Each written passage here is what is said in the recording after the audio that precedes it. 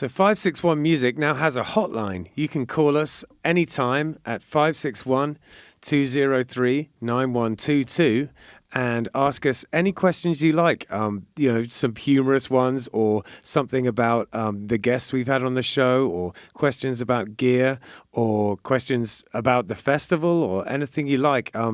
It's, of course, 561-203-9122. We would love to hear from you. We did a pretty fun little message, so you get to hear that too. Even if you just call up to listen to me and Hector trying to do a good phone message, that's a good enough reason. But yeah, we'd love to hear from you, so please get in touch.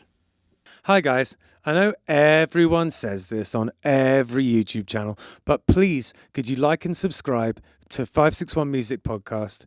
It's a local music podcast, and all we're trying to do is help local musicians get some exposure. So if you could like it, subscribe it, and also hit the notifications button on the episode, we would really, really appreciate it. And if you're feeling generous, you could subscribe to the Spotify as well. Thank you. It's what we're doing. Come and check it out. It's what we're all about. 561 Music.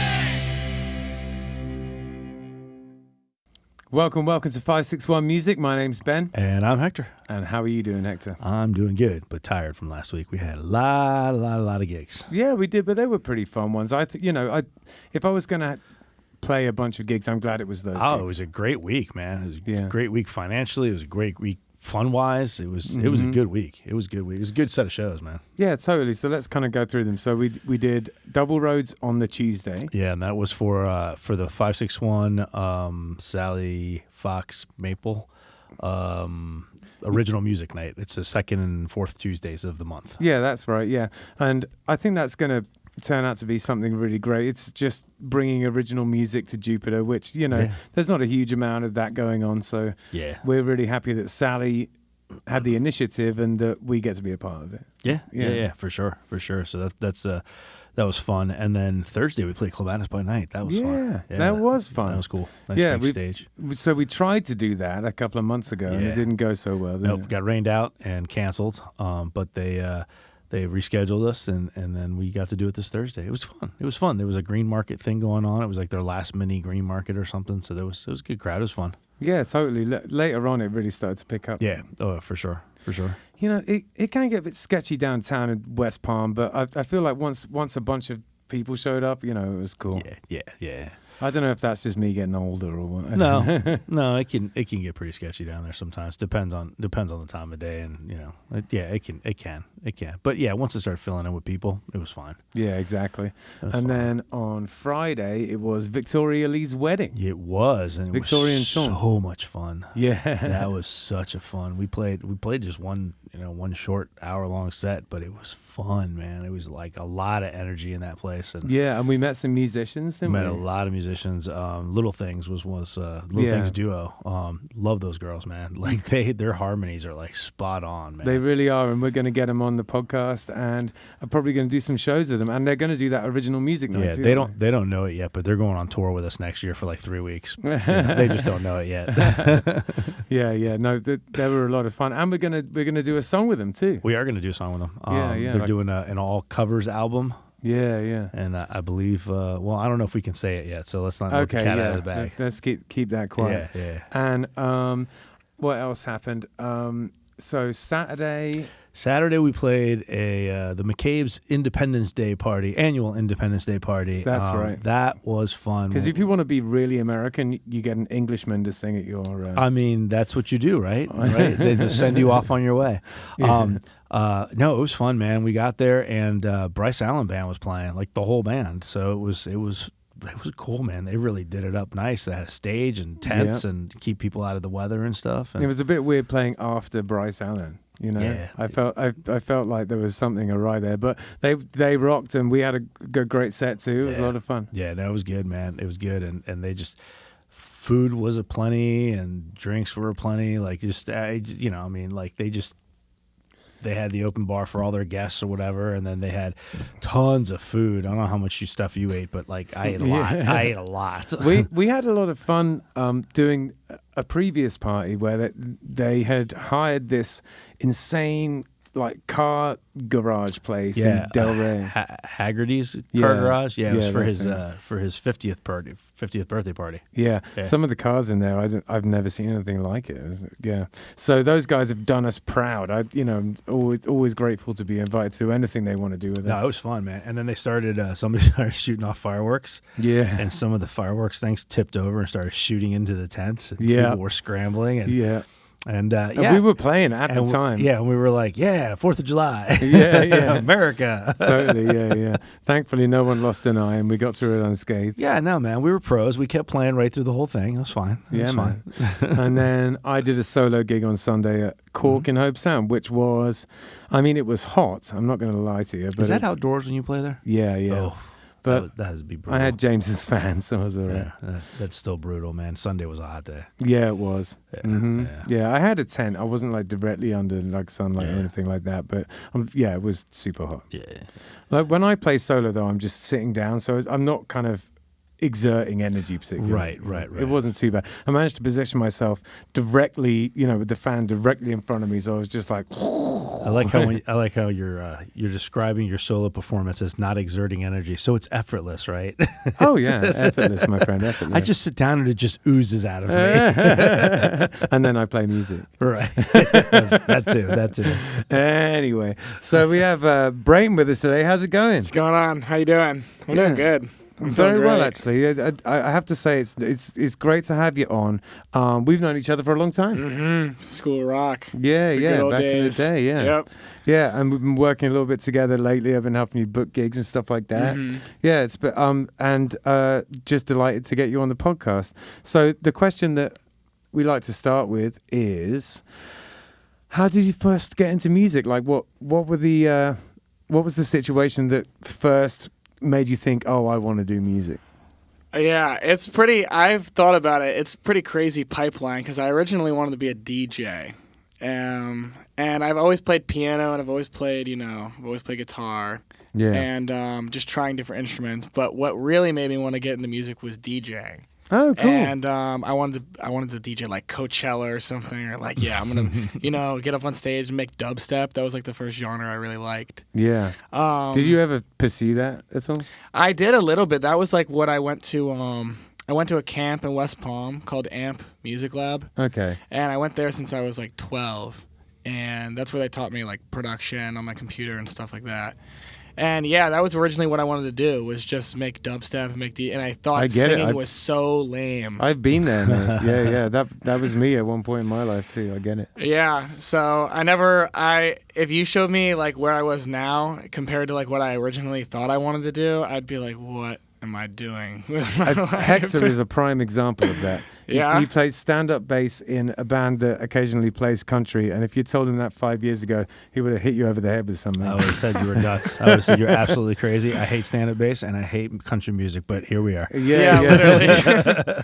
So, but I don't know. It was originally that, and then I think what ended up happening was my production was getting a lot better, and I wanted to get vocals on a song, and I didn't have anybody around to do vocals, so I was like, I guess I have to do my own vocals, and that's Yeah. kind of how I got into it. Was just like Okay. that. Yeah, I remember you've always been really good, like preternaturally talented at the piano. It seemed to just like ooze out of you. You could always like play the blues and stuff from a pretty young age. You know? Yeah, true. That was my favorite shit to play on piano, was blues. Yeah, Which I yeah. don't feel like people really know that I even play piano now. Yeah. A lot of people, like, because my music doesn't even have like piano in it anymore, so I just kind of like forget. Sometimes I forget that I even play piano, honestly. Yeah. No, you're good at it. So when you were young, did you have many like music teachers and stuff like that? Honestly, I mean, not really, especially not in like school. No. Right. I mean, all my musical like practices were all like outside of school, because my school was just like very sports oriented. Wasn't really Okay. like a musical thing. I think the band had like, by the time I quit the band, it was like 6 kids in the band, and the whole school band was like 6 kids. Oh wow! Yeah. The Like, whole band? depleted. Yeah, Wow. seriously. Oh wow! So yeah, Gotcha. So what kind of school did you go to? I went to like a religious Christian private school, and it was just like I said, sports oriented. Yeah. Do you think that affected your mental state? Yes. We're getting right into it. Hell yeah. Yeah, no, it definitely did because I was like the only kid there doing what I was doing, really, especially in my grade. But yeah, I was the only kid there who was making music, singing, like recording, singing, like trying to be like an artist per se. Yeah. Sometimes that can be inspirational in the sense that, you know, you can kind of feed off that sort of outsider energy, you know what I mean? Yeah. And then other times that, you know, it can be a bad thing. Do you think it was helpful or harmful in this situation? I feel like, there was pros and cons to it. I mean, I guess the pros was I did learn a lot there, and I think I'm like more knowledgeable on religion than people would expect me to be at first glance. Yeah. But I guess the cons of it was just like, you know, we had to wear uniforms. Like you couldn't really, I guess, like express yourself in the way that you'd want to. This was high school, right? Yeah, high school. I went to the same school since like third grade, like Oh, third wow, yeah. grade to graduation. Wow. So Yeah, see, I went to religious school, but the first school I went to was kindergarten to 8th grade. yeah. And then I switched to a high school for 9th through 12th. Yeah. Yeah, I don't know. It's interesting because, you know, like private schools, it's like you either go to a school like that and it's like safe, or you go to like a public school and it's like you get shot. Like I don't know. It's like it's like the pros and cons of like, you know, picking your fight. My parents just wanted me to go to like a good school. I went to both. Yeah, there you go. All the way through my junior year to private school, and then I really screwed up bad, and Yeah. I couldn't go back my senior year, and then we won't talk about that.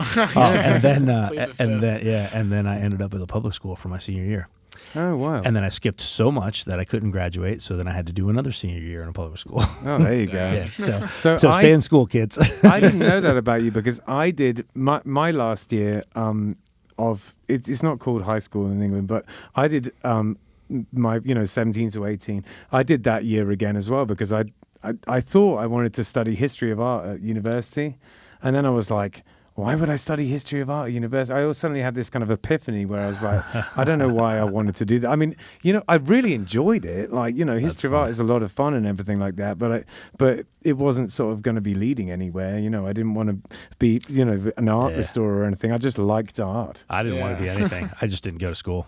Oh, there you go. My grades were fine my senior year. My grades were fine. Just didn't like it. I just didn't like it, and I didn't go. And so 2 weeks before graduation, they said, "Oh, the state requires a certain amount of contact hours, and you fell short because you weren't here, and you can't graduate." Oh, man. Well, So I had to go back for another year, but it's fine. I went back for another year, and I took a lot of art classes, and now I'm an artist. So you know, it all worked out. Absolutely, yeah. That's funny, man. Yeah, I didn't know that we shared doing our last years again together. Yeah. I went to. So I was at a private school too. I was at a boarding school, and it was.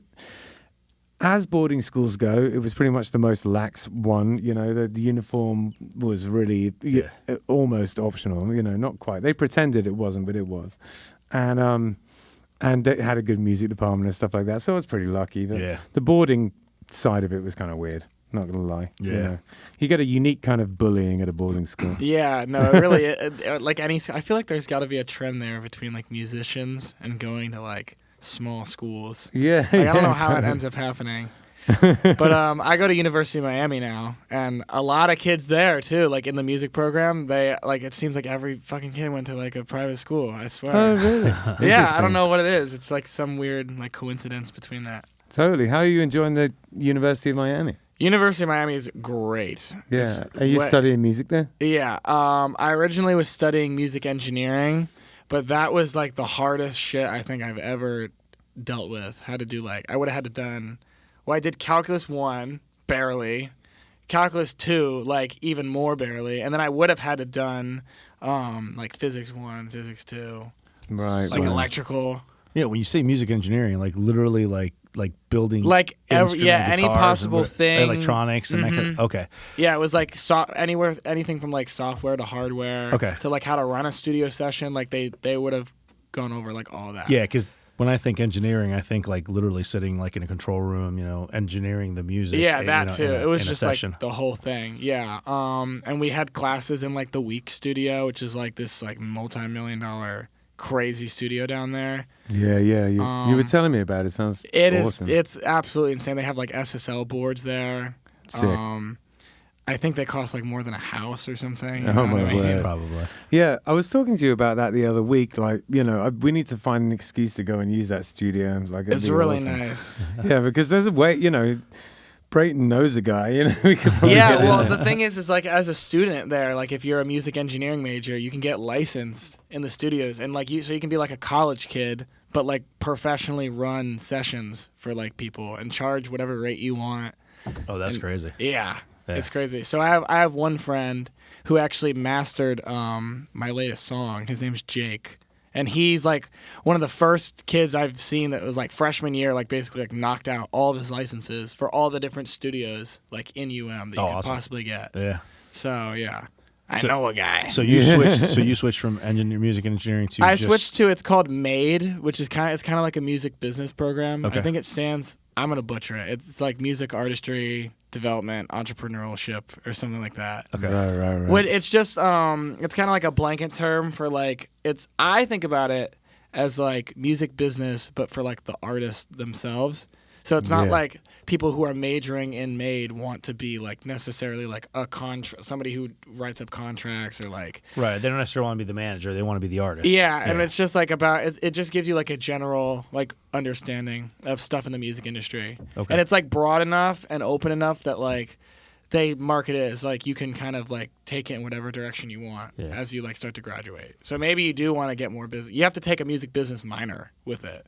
Right. So I'm Is doing there that. music like actual music classes Yeah, involved with and it? then there's you have to take like music theory like Okay. 1 through 4, and then there's Right. like skills labs where you have to like perform all as a class, and they help you like work on your like stage presence and just stuff like that. Do you have to hand in actual music? Yeah, we actually have had to do that. I was scared because I'm so shit at like sheet music and all that. Yeah. Because, I mean, I feel like School of Rock too. They kind of teach you like by ear a lot of the time too. So I definitely wasn't like classically trained in any instrument or vocals or anything like that. So yeah, I was always scared. Well, some people are better at it than others too. Like I was classically trained, but I still, when I was sort of your age, despite like all of this stuff that I'd done before, and I was at school for music, I still struggled with it a little bit. I feel like now, after years and years and years of doing it, I still don't struggle. really think a little, occasionally, but I'm a lot better. I'm all right now. But for the longest time, I found it difficult, and this is coming from someone who has done tons of classical music. I just think some people just they're more of a ear learning people, and some people Yeah. Or you could spend your entire life not learning music theory, like me. Yeah, I think that's what I was doing at first because I was so against like music theory. But when you're in college and it's like even when I was a music engineering major, I still had to take theory. I would have had to take theory no matter what. So it's like I better just suck it up and learn the shit, or else I'm gonna fail. Yeah. So I think it's helped me a lot. So I'm like all right at it now, I think. So enjoying university life, I remember those days. I had a good time. Yeah, no, I feel it's kind of like you're living in a little bit of like a societal bubble. Yeah, like limbo a bit. Yeah, or like a utopian like sort of Yeah, for real. society. Yeah. Which is nice. Yeah. No, it is, and you'll get to go to the. This is actually something I'm curious about, because when I was at university, like books were still a thing. Do you guys go to the library still? I've been to the library for fun, but Right. I've never checked a book out there. yeah, Never. yeah. No. Yeah, it's Yeah, all yeah. online. But do people like go? Okay, so now is it just like a bunch of computers and people sitting at computers? Yeah. Is it even that? At the library, it's like a lot of people doing that for sure. Yeah. It was starting to be that when I went.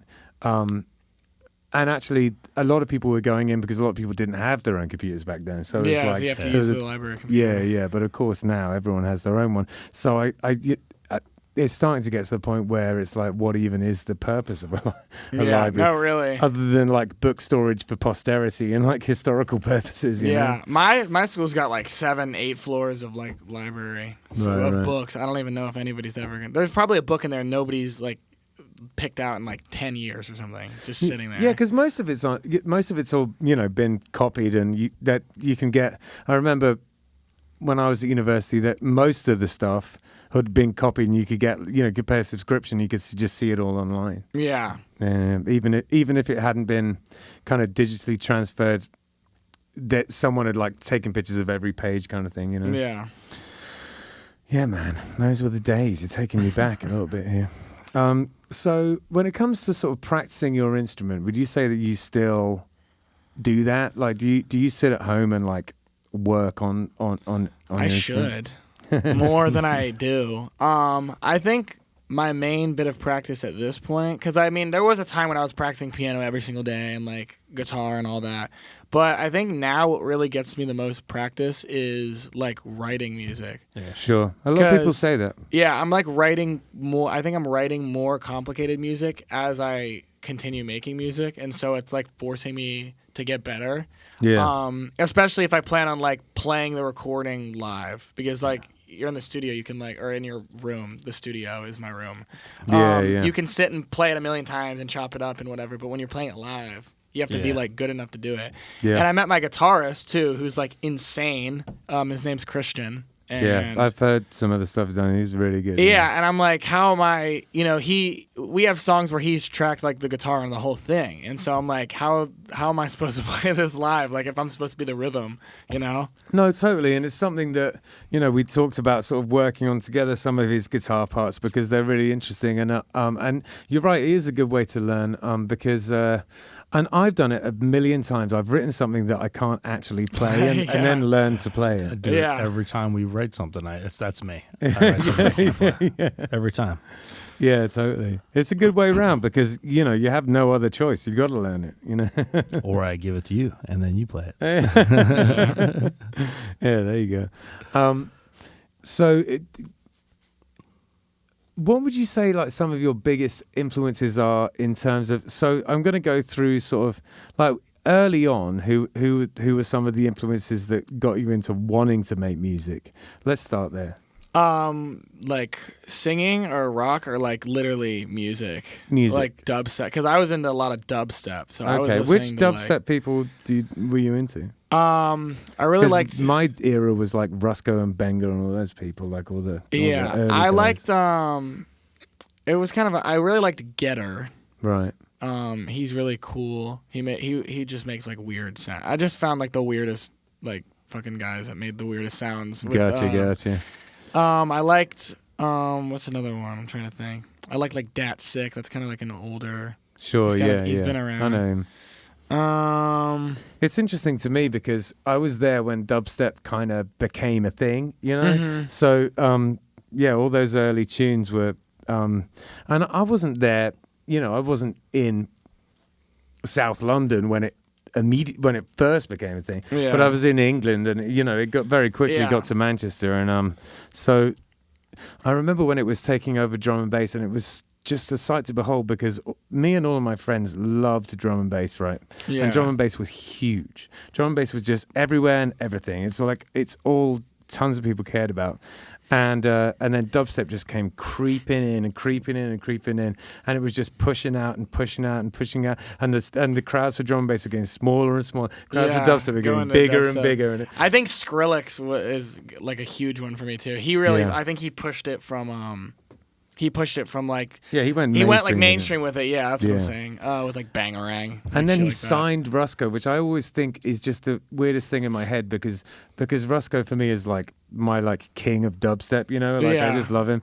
And then Skrillex, I just can't see anyone on the same level as him. But then Skrillex is like owns. Oh yeah. It's like the weird. It doesn't seem like it's the right way around in my head, but yeah, man. And then so once you kind of moved past that and you started getting into rock and stuff, who were some of your more recent influences? Yeah, well, I started. I didn't even start singing rock. It was more like R&B, like EDM pop. Obviously, it's like going from dubstep into that, and honestly, it was really, I can't even lie, it was really like trending at the time. Like a lot of the rock shit was really trending.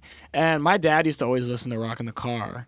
And I used to always think it was like dad music. Sure. Like Nirvana considered dad music is crazy. Totally. I But know. that was like my perspective because that was like, or like The Cure is like dad music. You know what I mean? That's where we're at now. Like isn't it? I know it's like He's throwing disappointing. daggers at me from across the room. Hey, take that. Yeah, I just was like, this is just like dad music. It's I like guess, naming all 'cause I my was favorite little. bands. I know. But, Yeah. but the truth is, and it's easy to forget sometimes when you're our age, that we're dad age, so it is dad Yeah. music. Right, Of course right, it right, is. right. Yeah, but then it's crazy because over time, like I guess that was like a subconscious influence because now it's came back and now it's like now I've listened to Nirvana, I like The Cure, all those bands. Yeah.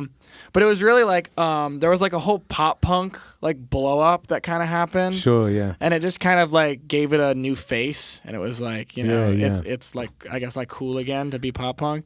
Yeah. And so I kind of had this like phase where I was like going through trying to do like that whole thing because there's all these younger artists getting like signed and doing all this crazy stuff with. I mean, pop do you punk. think it was off the back of like Machine Gun Kelly and all Yeah, that? like Machine Gun Kelly was probably the biggest example of pop punk. Obviously, I would say Travis Barker. He's like the ringleader of all that. Sure, yeah. Because he basically, I did like a whole school project on him. Because Oh, Travis wow. Barker basically is like the ringleader of all the like production for all of the pop punk people, like Yeah. Machine Gun Kelly. Like I don't know if they would be like as good without Travis Barker. Obviously, he's He like the guy sits to in do with it. all these different bands too. Like he's got his hand in so many bands. Yeah, especially recently. It's like I don't know how he has the time to. He's literally on like every rock song. I feel like, or something pop which I punk song. just love is that he's been in some really pretty small and wonderful bands. Like he was in the Aquabats for the longest time. You know those guys? They're like a ska punk band from the 90s, and they are just hilarious. We've done some gigs with them back in the day with Sonic Boom 6, and they wear like full superhero outfits and capes, and they do this whole stage show thing where like a bad guy comes on and he defeats the bad guy, and it's the silliest ska punk music, and Travis Barker was the drummer. In fact, I think Yeah, he like, might have been what? like the first drummer for That's them. funny, dude. Yeah, and obviously he went on to bigger Reality things. TV with the Kardashians. Yeah.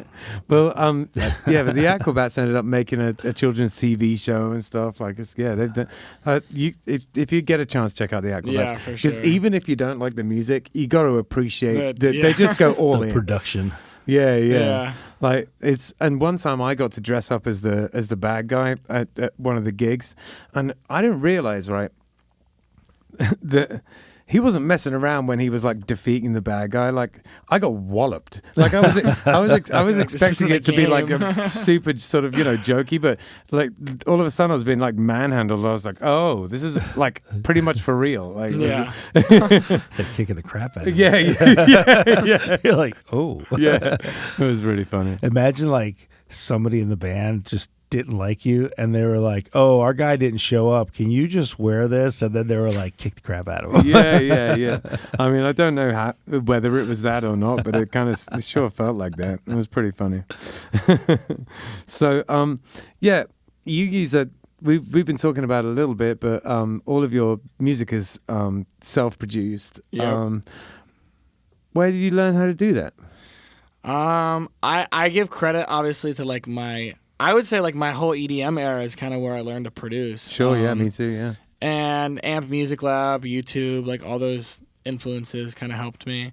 And then just like listening to a lot of music and just like using your ear and being like, why does my song sound terrible? And because I didn't even know, like I didn't believe in compressors at one point. Oh, I wow. didn't believe in them. Like Yeah, I thought yeah. they were like bullshit or something. Like I don't know. You just thought they were kind of like that someone was just sort Like, of having you on. Yeah, like I just didn't like hear a difference. I didn't see a difference, and then Yeah. I'm like, Well, it really, it's not that I didn't believe in them. My experience with them is there was something in my brain that made it so that I could not understand them. yeah, And no, then- that's what I mean. Like I was like, Yeah, I don't know what the knobs do or anything like that. Yeah. But now it's like everything is like compressed Yeah. in my stuff, Yeah, and yeah. it's like the number one most important thing. Oh, yeah, exactly. Of course. But yeah, I think it was listening to a lot of music, and then I started getting into older bands too. Like, and so I was listening to that music, because it kind of went from like the trendier stuff, and then I kind of like was led down like a pipeline into like classic shit, like My Chemical Romance, and then I Sure. had like a Pierce the Veil Nice. sort of interest there. Yeah. And then it started getting like heavier and then I started getting into like Deftones and Korn and started going down Yeah. that route. And then it got to like Infant Annihilator, like Lorna Shore, like death Yeah. metal. I just the combination of how all those different things are mixed. I think if you listen to like all these different kinds of music, it helps you with like what you want to do. I think the mix of Deftones is really unusual and interesting. Yeah, They for have that really Deftones weird, music, like yeah. kind of like poppy snare, like that, the super kind of high snare. Yeah. And it's almost like heavy and mellow at the same time. It's like No, the weirdest literally, thing. it's like yeah, they're definitely like one of my favorite new metal bands. For Yeah, sure. yeah. When that came out, my brother was 13. I was about 16, and it made a huge. No, I must have been a bit younger than that. I must have been about 14, 15. But it made a huge impact on us. All we wanted to do was play Deftones all day long, and we, like my brother was a drummer and I was a guitarist, and we used to rock that stuff out back in the day. Used to love it. Yeah. Yeah. So, what kind of equipment are you using? Do you use Logic? Yeah, I use Logic Pro. I've used Logic forever. Yeah, me too. I only recently started using one of these mics for recording SM7B because Yeah. of you, because you told me to get a cloud lifter and to mess with the settings on the back. Yeah, and that's that was right. the only thing because I thought it didn't sound good. Yeah. Because I've everything else besides the stuff that's on this was on an SM58. Which people don't believe because like I would process the vocals so hard like with compression and like EQ that I'd try to make it sound like a like a powered mic or something Yeah, like sure, that. yeah. And He does a great job with an SM58. Some of his like signal, you look at the track and it has like 14,000 plugins on it. It's but it like sounds good. ridiculous. Yeah, no, it's really ridiculous. Like I should definitely go and oversimplify it because there's a lot of stuff in there that's like redundant. Where it's like I boost an EQ and then I like drop an EQ on like two separate EQs. Canceling each other out. Yeah, so it's like just turn both of them off. But I guess it's just like I would just use my ears and just like slowly improve my system over time. Yeah. And I think you can like literally hear that in chronological order of like every release I've ever done. You can hear it like get a step better. Well, you're still young, and that's bound to happen. And I think my recordings are getting better as still. Yeah.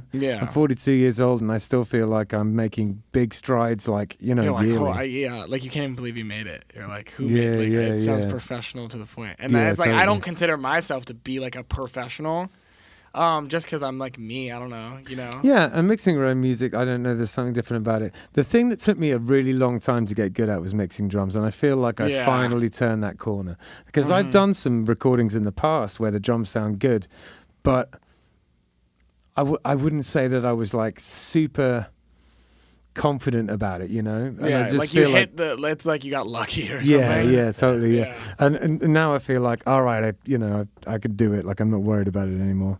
That was kind of a big turning point for me, for sure. Yeah, I've never used live drums, so I can't. It's the relate. hardest thing to mix in the whole lot. I don't know what, well, I do know why. You have all these kind of phase issues, like because if you have two mics like this, they've got to be in exactly the right spot or they're out of phase. Then you've got to figure out how to fix the phase issues, and then getting a good snare sound from a real snare is so much harder than just using a snare sample. Yeah, Right. I only recently just got like better drum samples because the Logic ones, they're just. I mean, Logic. I think Logic's stock drums are like better than all the other DAWs, Yeah. but they're still like shit. I don't know. Yeah, They're I still hear like you. not that good. Yeah, no, totally.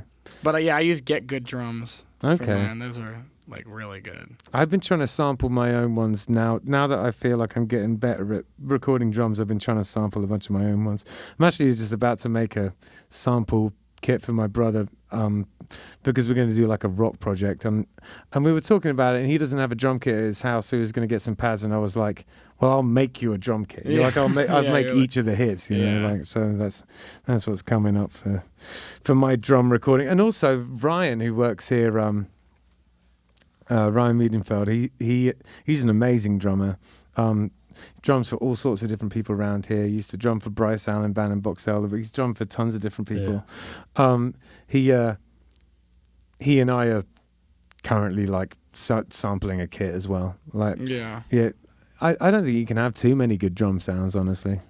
And The one thing I would say though is with rock is you got to be a bit careful, kind of just using drum samples because it can like iron it out. You know, you want some of that sort of loose live energy. You know, Yeah, I feel no. like, you know? I know a lot of people, they record the live drums and then they use like a quantization thing Right. with the drums to like replace it with samples. Right. But it still has like the feeling of the live drums. Yeah, and I've done a lot of that in the past where you can kind of double it, and you know, at some point I can show you how to do that, and Logic's pretty cool. Mm-hmm. But yeah, I still do that, like not always, but I do it most often on the kick. Yeah. Like I feel I can get a feel really it. good snare now, but I do it most often on the kick. Well, I feel like a lot of rock nowadays, like really, well, some would say it's over compressed, but I would just say that's like the standard. That's like just how it goes. You know what I mean? It's like loudness wars. Like everything just is trying to get louder and louder.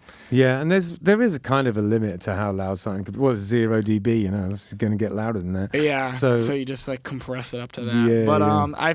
I feel like that's why I think I can get away with using like samples and stuff like that, because especially on like choruses, like you're not having much like dynamic range when you're just like hitting shit as hard as you can. What I think that the sad thing about that is that if you just had a better stereo and you could turn that up, the music would actually hit harder. Because Yeah. instead of it being the You'd have quiet more bit being dynamic the same, range. yeah, Yeah. exactly. Instead of the quiet bit being the same volume as the loud bit, you know, and it just kind of comes in, you know, kind of hits. You know, you can actually have a significant volume change. Like, you Yeah. know, kind of a bummer, really. But there we are. Yeah, so what else should we talk about? I am curious about how you have found Miami so far. What in terms of playing venues and stuff? What's been going on with all of that? I've really liked the venues I've played at Miami so far. How 'Cause, do they compare to the ones up here? I think they're a lot more like underground feeling. Like they don't feel as like I guess professional, but they're a lot. I think they're more fun because the Sure. community is a lot stronger down there. Yeah, Especially when you're on a lineup with like other bands who are kind of similar to you. yeah, Then you get to meet connections, and then all the bands bring in like, if every band brings in 10 people, you know, Yeah. even just like 10 people, and then you have 5 bands, you have 50 people. yeah. So No, that's well, I mean, you know, it's a sprawling metropolis. It's bound to have that kind of like underground culture thing.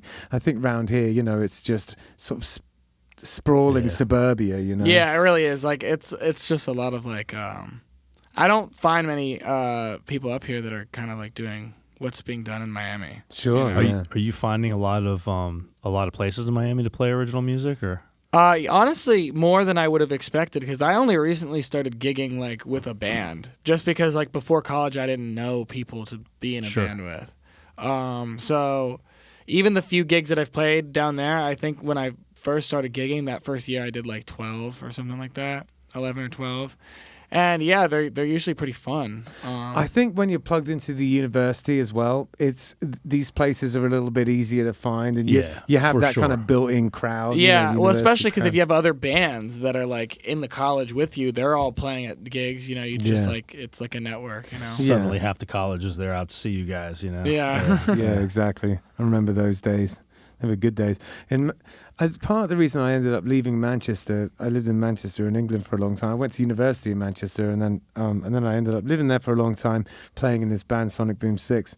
But after I left Sonic Boom 6, living in the city of Manchester was weird. It was like, it kind of felt like I'd gone back in time. It felt like I was back at university, because Yeah. all of the place, like the thing about Manchester, which is a bit different to Miami, is the university almost runs the town. It's like Yeah. when everyone goes home for the holidays, like half the town like boards up, you know? That's how Tallahassee is. Yeah, I yeah. have friends that went up to FSU, you know, when we got out of high school, and every time I would go up there and visit them, you know, it was like that. Like Yeah. you couldn't go anywhere in town where it didn't have something to do with the university, you know? Yeah, totally. So he would tell me the same thing. If he would stick around for the summer to do an internship or something, it's like 90% of the town like disappears. They all Yeah. go home for the summer, you know? No, Yeah. exactly. And So I was doing note taking for. It didn't help that I was working for the university either. Like I was doing note taking for people who couldn't take their own notes, disabled people and stuff. And it was really good money, but it was like, I don't know. I just felt like it was Groundhog Day, you know. So I just and then my wife Christy ended up getting a job over here, and I was like, "Yep, let's go." I was up for it. So here I am interviewing you 13 years later. In Crazy. Palm Beach The Gardens, pipeline. Florida. Yeah, totally. All right. Well, listen. You've made a really nice video of you playing some piano and singing your new single "Butterfly Effect." I think we should probably give that a listen. Definitely, for All right, sure. let's do it. Let's do it. You finally dyed your hair the color I've always wanted. I hope it's what you wanted to. You're finally moving on, or at least I know you've started. I wish I could have started too. And all our scars, they'll never go away, but I'll scream your name until it fades. Write it all over my wall, from the summer into fall. So help me God, I fall and pray to live to see her another day. The butterfly effect takes place when we walk away. If you hear me now through all the silence, hope you figured out that I never meant to let you down. All I wanted was to set you free. And if I see into your heart's endeavor, hope I see it through, that you're better than the girl I knew. All I wanted was to let you be who you're supposed to be. You finally see yourself in the mirror like you've always wanted. I knew they'd see it too. You finally love yourself and your mind doesn't feel as haunted. And you know that I'm proud of you. And all our scars, they'll never go away, but I'll scream your name until it fades. Write it all over my wall, from the summer into fall. So help me God, I fought and prayed to live to see her another day. The butterfly effect takes place and we're left astray. If you hear me now through all the silence, hope you figured out that I never meant to let you down.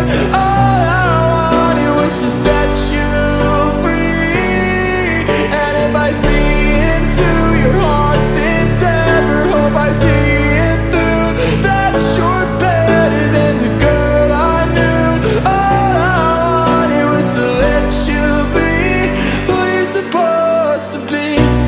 Maybe one day we'll come back when our paths feel more attached. Maybe someday we could last, but now we're only in the past. Maybe some wishes come true. The butterfly leads back to you. Then we could start again. If you hear me now through all the silence, hope you figured out that I never meant to let you down. All I wanted was to set you free. And if I see into your heart's endeavor, hope I see it through, that you're better than the girl I knew. All I wanted was to let you be who you're supposed to be.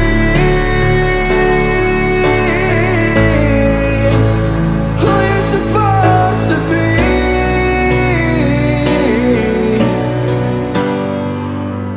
Who you're supposed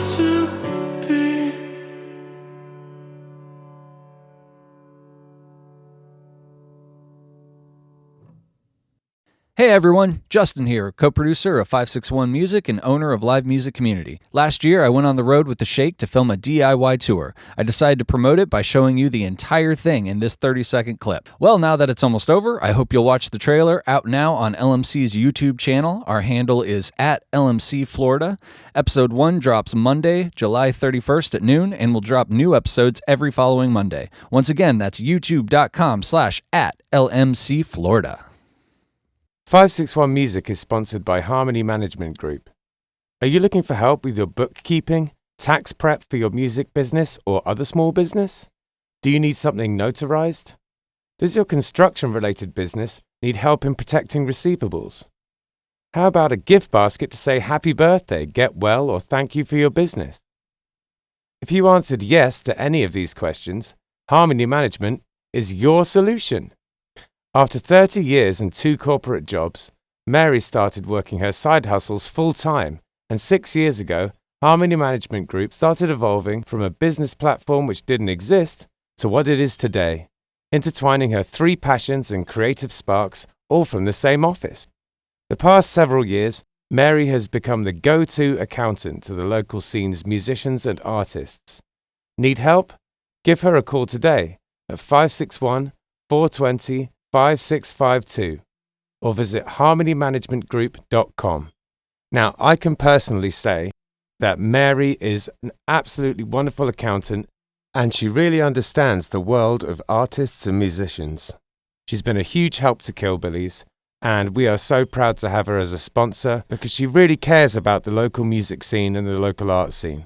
If you need help with the paperwork side of any small business, Mary has got your back.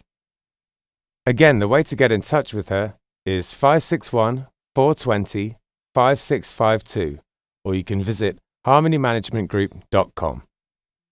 We are also sponsored by Oasis Root.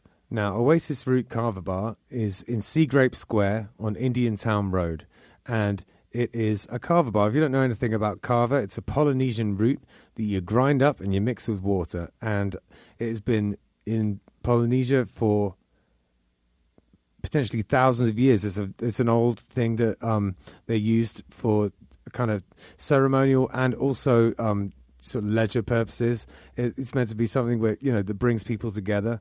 You all take a shell of carver and chink them together and say bula and have it together like that. It's meant to be something to bring people together. It's has a kind of an effect, which is, I guess, a kind of a slightly warming effect. It just kind of makes you feel nice. It's not particularly intoxicating. It's not like drinking alcohol. So the atmosphere in a carver bar is sort of like a cross between a regular bar and a coffee house. It's pretty chill in there. You get all sorts of different types of carver bars. Some of them are more like a club, you know, there's sort of like blacklight and EDM playing. And some of them are more like a cafe. This is one of the cafe type of ones. It's super chill in there. If you're looking for somewhere to, I don't know, maybe go and do some work on your laptop or go and have a chat with friends, it's perfect for that kind of thing. There's a foosball table in there if that's your jam, or baby-foot as they call it in France. And Jim, the owner, is a really cool guy, and he has very kindly sponsored our podcast. So thank you very, very much for that, Jim. They also do a poker night in there, all sorts of things going on at Oasis Root Carver Bar. 561 Music is sponsored by Live Music Community. It's where we film the podcast that you're listening to right now, and it's also where I work. Gavin, Hector's son, was a student here for a long time, and in many ways he's the musician he is today because of the teachers at Live Music Community. We taught him not only about his instrument, but also about being in a band, and his band, Unemployed Youth, accomplished a lot of goals, mostly band etiquette, how to work together, and all of the nitty-gritty that goes into being in a band on a day-to-day basis. The student signs up for lessons, learns their instrument, joins a real band, and decides the direction it goes in. And we can take people from very young age, 6 or 7 years old, all the way up to 80. There's no age limit here. We run an adult program for people who want to be in a band as adults, but really the main focus is on the kids and getting them playing together and in bands. We are also a studio, a live stream venue, and we can record audio or video. The Killbillies live album, Warts and All, was recorded here. it was recorded during a live stream that we did during COVID. Justin had a great idea to record live streams during COVID. A ton of bands came in, and it was a real success. But outside of that, we can record albums, we can help you with your EPK, and we have full audio-visual capabilities here. LMC is in Palm Beach Gardens on the northwest corner of Military Trail and North Lake Boulevard. It's north of the gas station, right before you get to North Lake on Military Trail. And if you go to livemusiccommunity.com, you have all the information you'll need right there. Thanks. All right, so we have just been listening to an ad about Live Music Community, which is where we're sitting right now, and I work here, and it is my favorite place to be, and you can't say that really about places that you work very often, so I feel very privileged. So given that, I wanted to ask you, do you have any advice for upcoming musicians? I would say for musicians trying to like navigate how just like how the industry is today, it's just a lot different than I think people anticipate it being when they go into it. At least that was what I was feeling. Definitely social media is like so, I think a lot of people overlook it, surprisingly. Like that's the main, that's like the main thing you have to worry about, honestly. Yeah. Social media marketing and stuff like that. I think you should really like think about it and think if you want to make like a full commitment, because it's one of those things where I don't think you can really like half-ass commit to it. No. I mean, unless you want it to be a hobby. Yeah. People have hobbies. Well, the people that are you're competing against, they're just doing it night and day. Literally. Like you can. The cool thing about like the internet is you can go see every move your competition is doing, everything they're posting, everything they're doing basically from a day to day, especially if they're like really famous, they have news on them all the time. And some people just like don't have the mentality to even compete with that, like having good songs is like the baseline. Some people don't even really get there, I feel like. But like even once you get to like the minimum, which is like having a good written song and a well produced song, even from there, that's like not enough at all. You know? No, you're right. It's all about social media these days, and we have help doing it. Like our social media lady Danielle, I don't know what we'd do without her at this point. Like we're involved in it, but she does a lot of it and it helps us so much with all the pictures and everything, and it's huge. I think that she does do our TikTok as well, but our TikTok is something we really need to do better.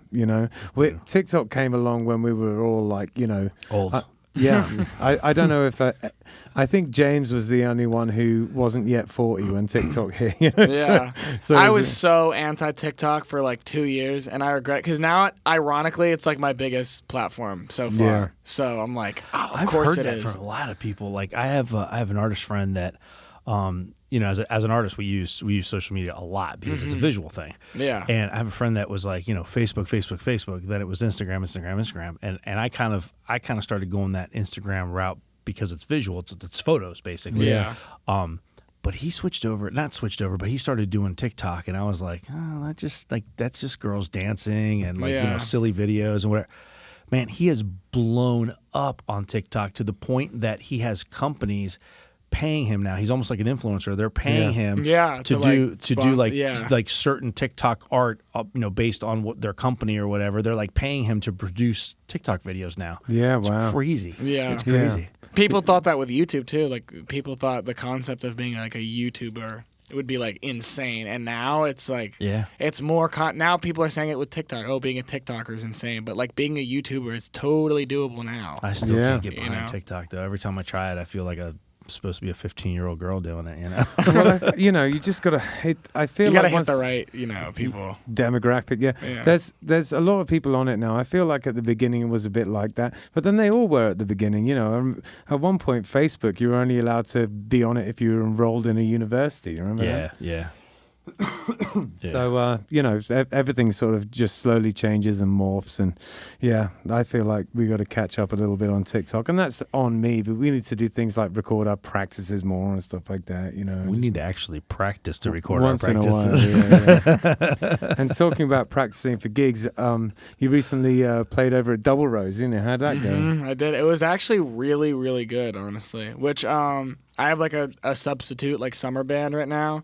So putting that together, it was not rush, but definitely like, I have a band in college that we've played basically for like a year straight with, and just having to like redo all that with like new people was a little bit of a challenge. But no, we completely killed it. I think that was like the best gig I've ever done. Actually. Oh wow, like, that's really, awesome.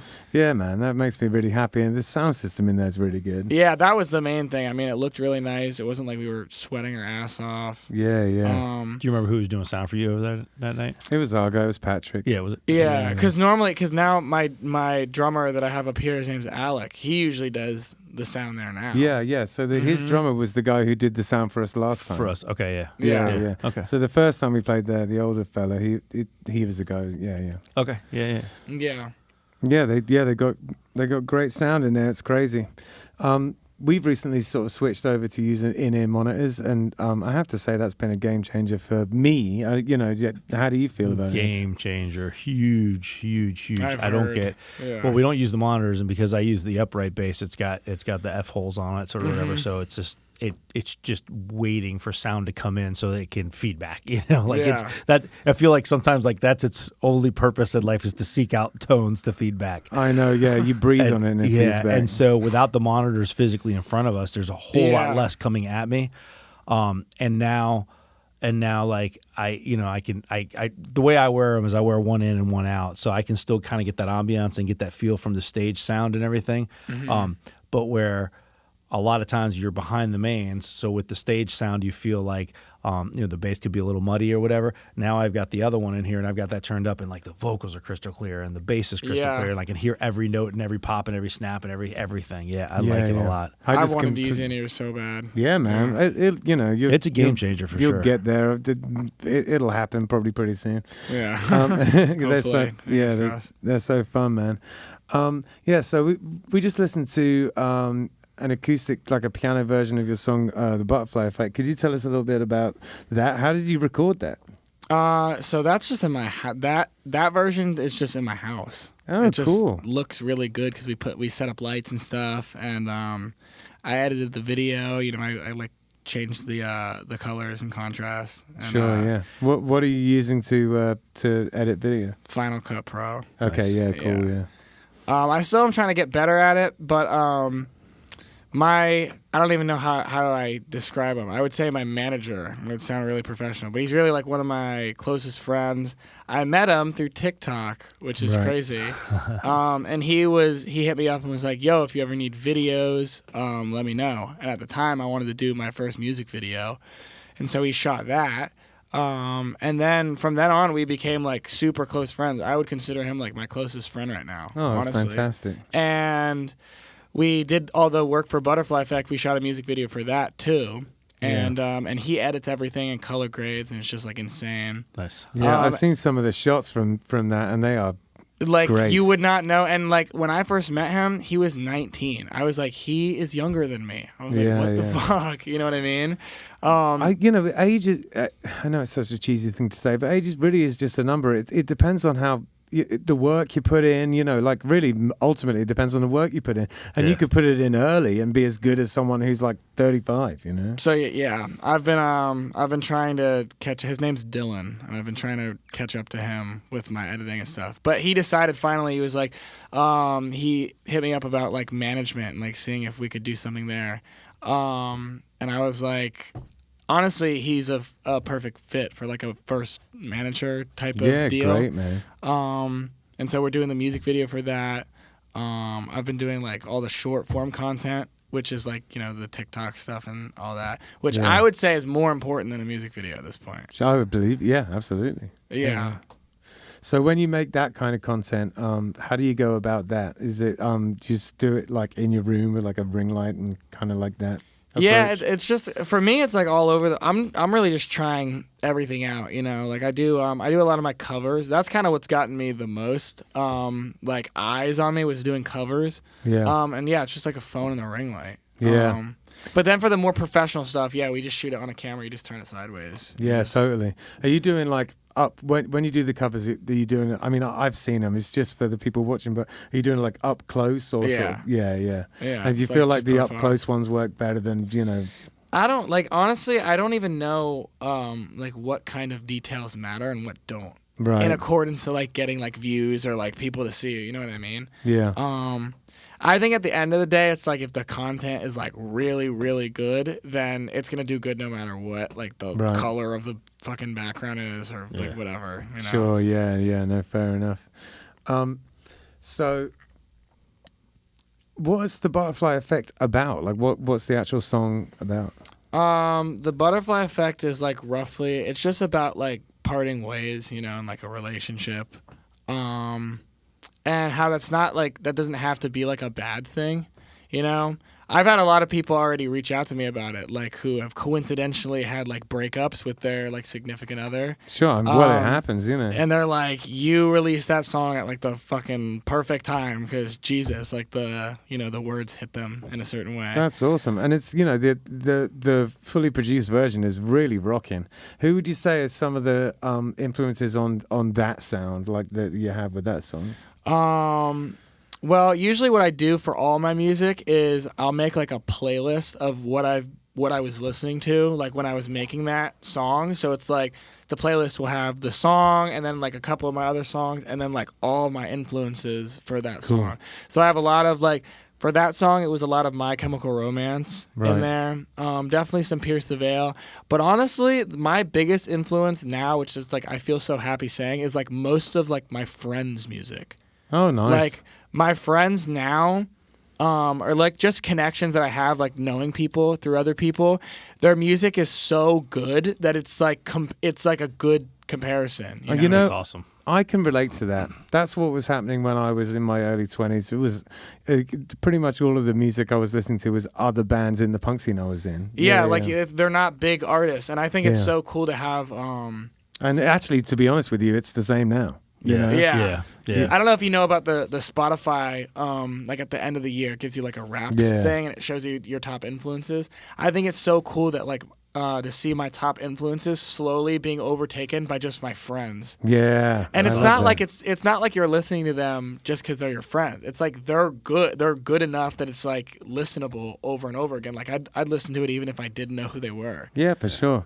I think, and if you're willing to put the work in these days, you can get a professional product from your bedroom. You know, even like even genres you wouldn't expect, because there was a Yeah. whole bedroom pop movement where people like the low quality vibe was kind of like intentional. lo-fi the stuff. Yeah, but now it's like you can get the high quality shit too. You know, you Yeah, can get yeah, like yeah. full metal song that you can make metal music with like no instruments at this point, I like just know it. plugins. Yeah, and it'll totally. sound great. Yeah, no doubt about it.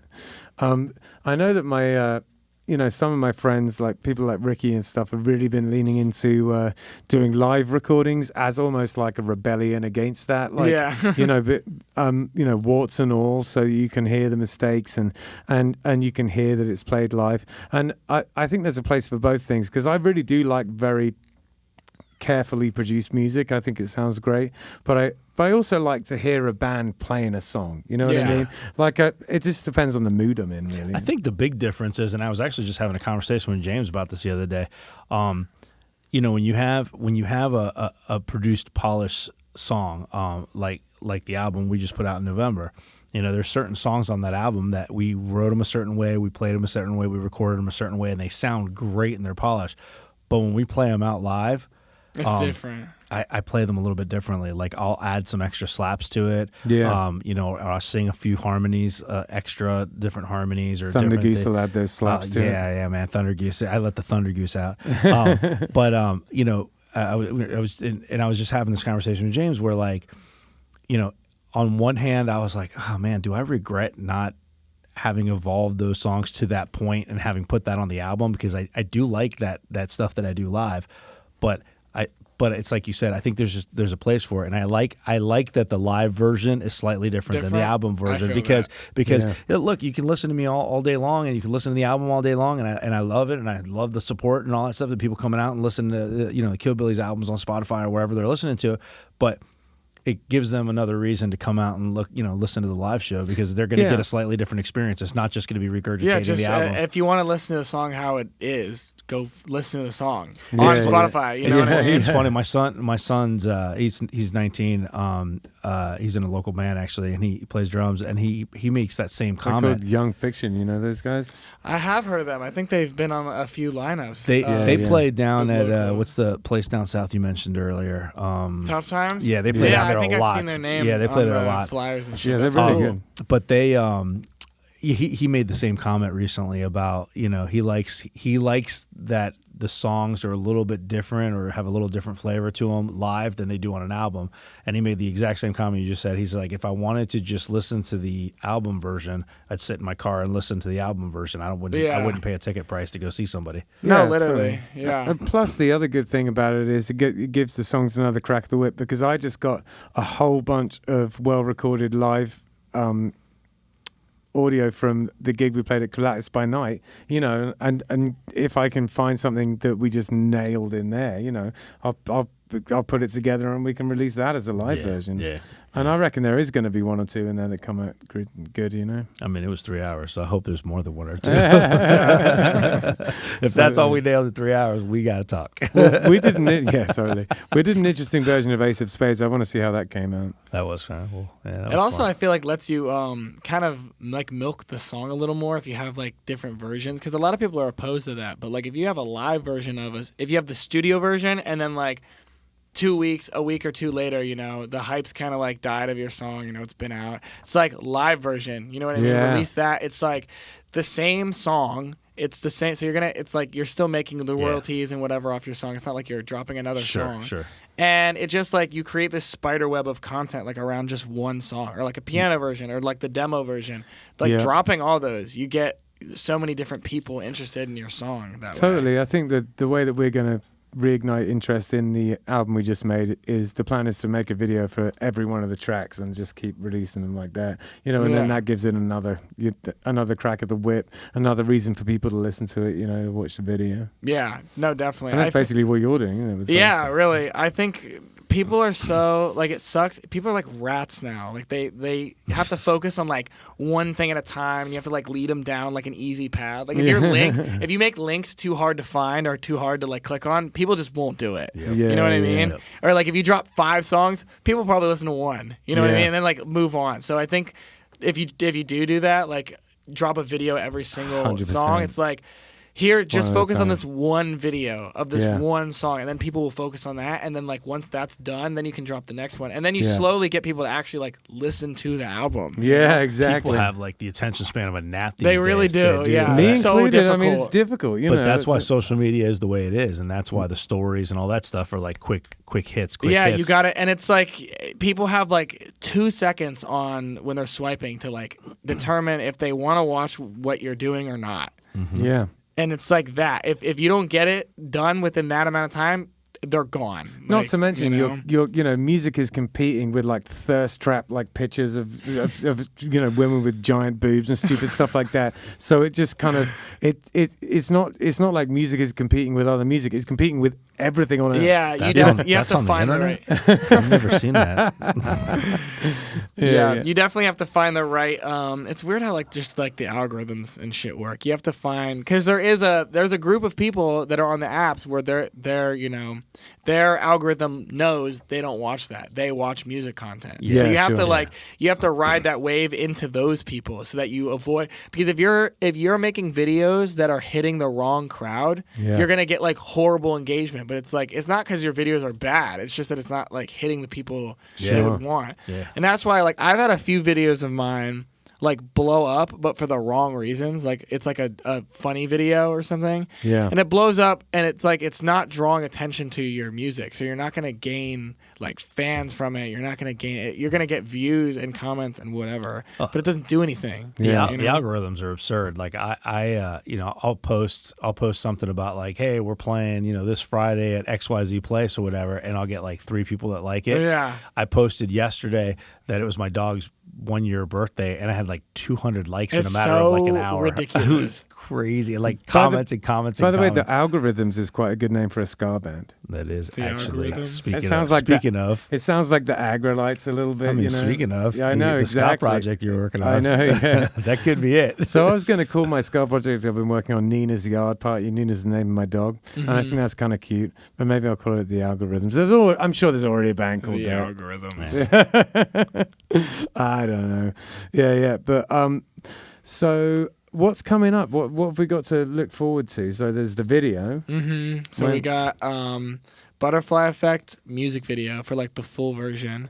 And then we're doing. When is that dropping? Do you know? We haven't finished it yet, so Okay. I want to say we want to finish it by like the end of this month sometime. So maybe like mid July or like later July. We're doing a merch drop. It's the first time I've ever done merch. Cool. So I'll that'll buy be a t-shirt. I like your sort of like death metal vibes, so I'll get one of cool. those. Yeah. I think it's gonna be like a Brayton shirt and then a Butterfly Effect shirt. Cool. Designed by my boy Dylan, Nice. because he's just creative director of everything, honestly. And even though it's one of those things where I think having merch, even when you're small, it's important because Especially it when you're stays for the rest of your career, basically. small. Like, Well, that, dude, and also people give you money. yeah. I mean, come on now. That's the reason. Some people just think like that, they're not big enough to do like merch or anything You're like that. always big enough to. But do I merch. think like Yeah. I've seen like some of my friends who are like smaller than me, who I consider myself to be like super small, even them being smaller than me have like professional merch. I'm like, okay, fuck, I need to like catch up. 'cause Yeah, this is dude. You'd be bad. shocked. I mean, we do a ton of merch stuff, like t-shirts and just all sorts of stuff. You'd be amazed. I'm still amazed. Like, I mean, who are Killbillies? Like, we're not like this But people mega band. will buy it. Every show we sell at least 1 or 2 t-shirts, and sometimes we sell 4, 5, 6, 7 t-shirts in a night. Yeah. It's crazy how many t-shirts we go through. Yeah, totally. We'll stock up, and then like a week and a half, 2 weeks later, I'm like, Hector, we got a problem. We've run out of this. We we've run out of that." honestly, we spend thousands and thousands of dollars every year on t-shirts. It's And ludicrous. then make it back. Yeah. It's Yeah. ludicrous how many t-shirts we sell. Make it back and then some. It's great. Yeah, I think like at live shows too, that's probably the best for selling it. Because online, I think, you'll get some people that buy them online. But if Yeah. they're Yeah. seeing you there and the shirt's there and their money is here, it's like. It's an impulse buy, Yeah. for sure. It's an impulse buy. I think one of the ways that you could kind of do it is that whole kind of support, young local artists way. Yeah, that's how you do it. Yeah, exactly. And people will buy it. So in 2020, when we were all locked in our houses, I bought so many band shirts. I must have bought like 10 band shirts off Facebook. Yeah. Like, and I still do. If I see a cool one come up, I'll buy it online. I have a bunch of band shirts from local bands and stuff. Just and some I love, some I never wear. It's just, but it's always like I see one of our homies from one of the bands or something. Like, hey, we just put out this new shirt to support this tour, or to support this or to support that. Yeah. Okay, Yeah. just buy it. I think if the shirt looks really fucking cool too, it's like It'll even if they sell. don't even know who you are, it's like if your merch looks like real branded shit, it's Yeah. like that makes it even better. No, you know? 100%. There's bands out there that I like that I haven't bought the t-shirt of because they're stupid t-shirts. horrible. And there's Yeah. bands out there that I only just like. You know what I mean? I'm just like, all right, yeah, you're okay. But their t-shirt is like amazing. you Yeah, know? and you're like, and I've okay. I just That's enough. I'm a for you to sucker buy it. for a good t-shirt, man. If it's a cool t-shirt, I'll buy it. Yeah. No doubt about it. So what are we doing this weekend? We are Meg O'Malley's on Friday, man. Meg O'Malley's up in Melbourne. Yeah, it's been a hot minute since we played there. Yeah. It Yeah. has actually, hasn't it? Yeah, it has. I think guess it's because when I went to England. you went to and- England, and we just had a lot of things going on. I took a like 2 weeks hiatus of a playing 2-week and stuff. yoga retreat. Yeah, something like that. hot yoga. It's always hot yoga when you're doing it. I mean, it's always. But yeah, Meg O'Malley's on Friday. That'll Yeah. be fun to get back over there. yeah. Saturday, I don't. You guys are playing Square Grouper Saturday. That's right. And then we don't have a gig in the evening, which is very unusual. Well, because I'm going to the Foreigner concert. Oh, that's why. Yeah. I was trying to figure that out. Foreigner Almost. and Loverboy. I'm dating myself now, man. But Oh, that's brilliant. Well, have a good time, man. I'm sure it'll be a blast. and then Sunday we're playing Rock and River Walk up in Stewart, is it? Yeah. Yeah. It's at that amphitheater in downtown Stewart, and that's fun, man. You know, if you've never been to that, it's a great day out. You get to sit. It's cool because it's by the water, and the amphitheater it's just a chill vibe. You know, they do a good job. We know the sound guys real well by now. You know, they're used to the way we set up, so sure it'll be fine. One year we blew up the bass amp up there, didn't we? Last time we were there, we blew the bass amp. Yeah. So luckily we don't even have a bass amp anymore. No. We should be all right. It's literally just pedals now. Yeah. So exactly. we should definitely be all right. Yeah. I mean, you could throw a towel over it if it starts raining. That was the problem. It started raining and it came in sideways, went into the amp and blew the amp out. Yeah, exactly. Florida rain will get you every now and again. There was that. So there's been a few this year. There was the 561 Music Festival at the end when everything got soaked and your pedals got destroyed. Yep. And then there was the Square Grouper recently. You guys got. Yeah, it just came in sideways. It got blasted. Yeah, you know, I know that it's to be expected in Florida, but I feel like it hadn't been that bad for a couple of years. But this year, really You been would hit. think with so many outdoor events and outdoor festivals that companies that make this gear would like develop like better rain resistant gear. I know, really. Yeah. We need to start a company of like Florida music gear that Rain- you can like you can hold it 10 feet Waterproof- underwater. right? It's Like fine. waterproof, rainproof PA systems, man. Yeah, there you go. There's our. That's how we're going to make our millions or our thousands from the Florida music scene. Yeah, no, I think we're going to make our millions by making albums for people because apparently there's a vinyl shortage in the world. So. Oh yeah, so actually that's a good thing to bring up. We finally got all the pieces of our vinyl, haven't we? We finally got the last piece of the puzzle today. Yeah. Hours, moments before I came here. We literally just got it. So we will probably get together this weekend and assemble. Yeah. And sign and number and start sending out all the pre-orders and start selling, man. Yeah, it's really exciting. I've had a vinyl before, but I was only like partially involved in it. It was right when I was kind of like leaving the band, and there are some of my songs on there, but I didn't feel like something I'd done, you know. Yeah. So this one, we all wrote the songs together. I produced the songs, and then we all worked together to put the art and everything together. Yeah. So it feels like a real homegrown product, for sure. you know. For sure. And there's again, because there was the black vinyl shortage. Originally, we were going to get like black and red, black and red swirl, and those were the 100 numbered ones. And then we were going to get the black, just regular black vinyl to just sell. Yeah. So we have clear and red now and white and red. Yeah, we have clear and red and white and red. So I'm not 100% sure how we're going to do that. Well, I think the clear and red ones look cooler than the white and red ones. Yeah, I think James and I agree so we'll on send that. them out for the... Those will be the special numbered and signed and whatever. And then the other ones will just be the ones we sell. Yeah, exactly. Yeah. But they all look... They're all dope. amazing. Yeah, they're all really great. cool. Yeah. Yeah, man. And it's really... a huge sigh of relief because I think we were all wondering if they were ever going to come. Man, we ordered those beginning of November. It's been 8 months. It's crazy. It's been 9 months. Yeah.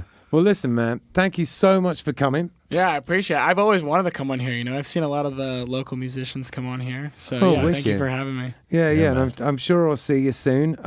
And best of luck with your career. You know, it seems like you're off to a good start. You've got a good head on your shoulders for a young fella. When I was your age, I didn't know my ass from my elbow. I was way more concerned in, you know, getting high and girls and stuff like that. And you seem to Nice. you seem to be a lot more focused than I was at your age. So long may it last, and keep thank at you. it. And I I'll do appreciate it. anything in my power to help you on your path. Yeah, for sure. Thank you so much. I really appreciate it. Awesome, Nice man. one. Yeah, good to meet you, man. All right. See you later. Yeah.